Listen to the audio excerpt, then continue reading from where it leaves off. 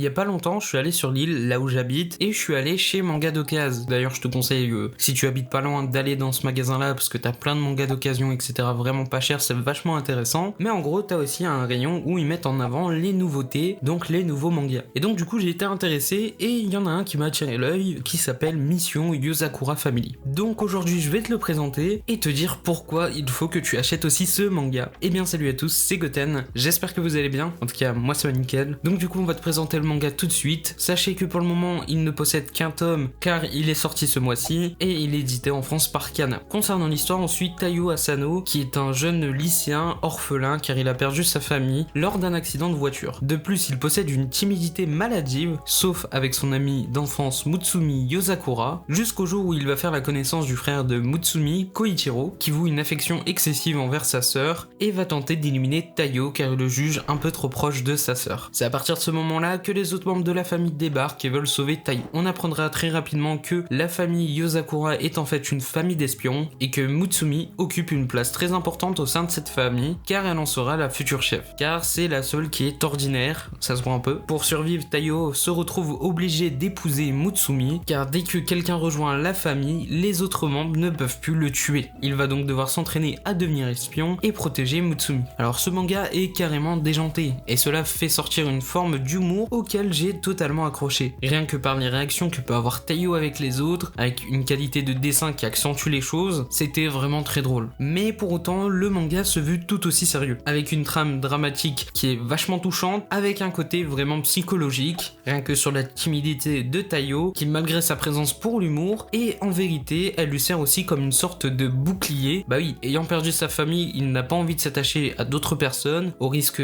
au même de les perdre, et donc la seule personne qui lui reste, c'est Mutsumi. Donc il est logique qu'il veut la protéger et qu'il est prêt à tout pour, de par son amour et de plus car il ne souhaite pas revivre le même traumatisme. Et c'est pour cela qu'il est même prêt à carrément réintégrer une famille. Et en vérité, on va vite comprendre que cette peur lui sera en fait une force. On le voit très bien dans ce tome 1, avec les entraînements loufoques qui ont pour but de le faire devenir plus fort. Et même si c'est un manga, la plupart des choses restent assez cohérentes sans non plus partir dans le fantastique. On notera aussi que les scènes d'action sont plutôt badass, la qualité de dessin est vraiment impressionnante, justement par ces scènes badass, que ce soit avec l'humour, etc. Vraiment incroyable, j'ai vraiment kiffé. Et je trouve même que le manga possède un côté shonen neketsu. Concernant les autres personnages, ils sont vachement tous attachants et sont pas mal présents, et le seront sûrement encore plus à l'avenir, car ils vont probablement tisser des liens avec Taiyo. D'ailleurs, j'ai beaucoup aimé le fait qu'on nous explique pourquoi le frère est vachement possessif, car il a failli perdre Mutsumi en mission, et s'en est ressenti responsable, donc en soi la raison derrière est plutôt compréhensive. Et au final, même si au départ tu as pu avoir une mauvaise image de lui, à la fin tu te sens vraiment quand même compréhensif à son égard. En tout cas, personnellement, je vais m'acheter la suite car c'est vraiment un gros coup de cœur et je suis vachement optimiste concernant la suite. Le manga est sur les genres action, comédie, romance et sur les thèmes espionnage, famille, mariage. En tout cas, j'espère que cette vidéo t'a plu. Sache que tu peux acheter le manga neuf à 6,50€, donc